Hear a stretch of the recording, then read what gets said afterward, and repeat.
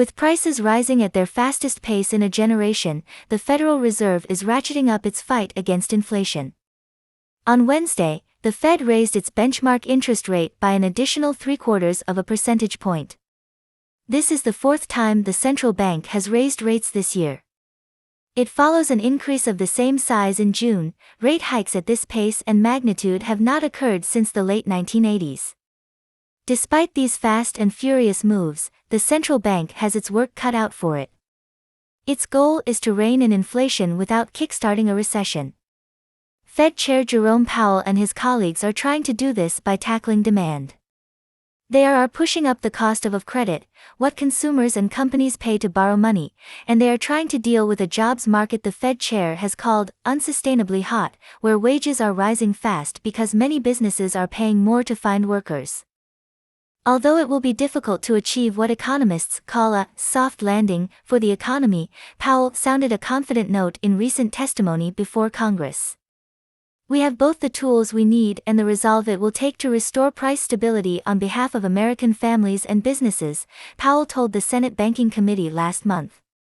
Our overarching focus is using our tools to bring inflation back down to our 2 years goal and to keep longer-term inflation expectations well anchored. To do that, the Fed is ratcheting up interest rates.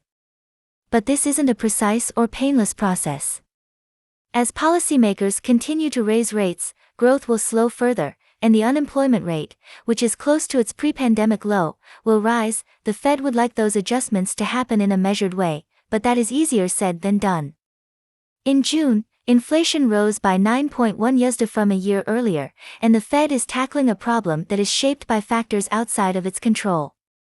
The central bank is equipped to deal with demand, which surged as the U.S. emerged from the darkest days of the pandemic, but it can't fix supply chain issues or end the war in Ukraine, both of which have led to higher prices, especially of gasoline and food. Economy continues to create jobs, but housing has slowed. Powell and his colleagues on the Federal Open Market Committee are closely tracking economic data, but they have been mixed. On the one hand, inflation didn't peak in May. The Consumer Price Index ticked up in June, thanks in large part to higher energy prices. On the other hand, the labor market has remained strong.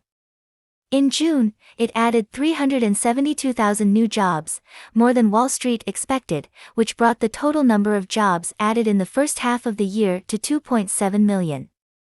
Meanwhile, the housing market has been slowing down, thanks to higher interest rates. According to Freddie Mac, the average rate on a 30-year fixed-rate mortgage is now 5.54%, close to double from the beginning of the year, which has iced out many buyers. New home construction and sales have also declined. Then, there is the stock market.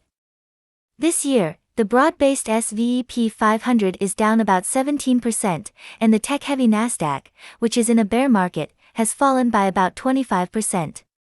Later this week, the Commerce Department will release its quarterly report card on economic growth. In the first 3 months of the year, gross domestic product shrunk by 1.4%. There's a lot of evidence that economic growth has slowed over the first half of this year, says Ryan Wong, a U.S. economist at Heikki SBIISII. Economic numbers are difficult to process. But there's no clarity in the data. Michael Gapin, the head of U.S. economics research at Bank of America Securities, says crosscurrents make these numbers difficult to process. When you have data points that are in conflict with each other, you have to ask yourself, which ones do you believe, he says. Trust the instruments that you believe in. Economists know that data distortions tend to diminish over time. The U.S. Department of Labor revises its monthly jobs numbers, for instance, and the GDP figures we'll get on Thursday are only the Commerce Department's first estimate. But in this moment, it is hard for Powell and his colleagues to be patient. Inflation has become a political issue because rising prices are weighing so heavily on consumer sentiment. 65 USD off registered voters believe the U.S. economy is currently in a recession. That's despite the fact that a recession hasn't been declared by the National Bureau of Economic Research, the nonprofit group that officially makes that determination. Doing nothing at this stage, not getting on top of the inflation problem, likely means course-correcting later is even harder, says Gapin. If inflation becomes entrenched, and long-run inflation expectations move higher, history says breaking that spiral is much harder, and the downturn would likely be much deeper. Some prices are coming down. Like Powell, economists are scrutinizing the data, looking for signs that the Fed's policies are working. Michelle Meyer, who is the U.S. chief economist at the MasterCard Economics Institute, sees some promising signs. Oil has been trading lower, and gas prices have fallen.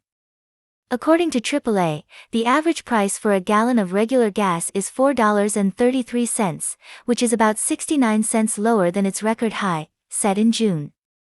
If you look at a broad range of commodity prices in the markets, they are starting to come down, Meyer says. Inventory levels are starting to pick up for certain categories. Supply chains are starting to open up, so the cost of production is coming down. Those data may give Powell confidence what he and his colleagues are trying to engineer is working. Don't forget to subscribe to my channel and turn on notifications for such information. With prices rising at their fastest pace in a generation, the Federal Reserve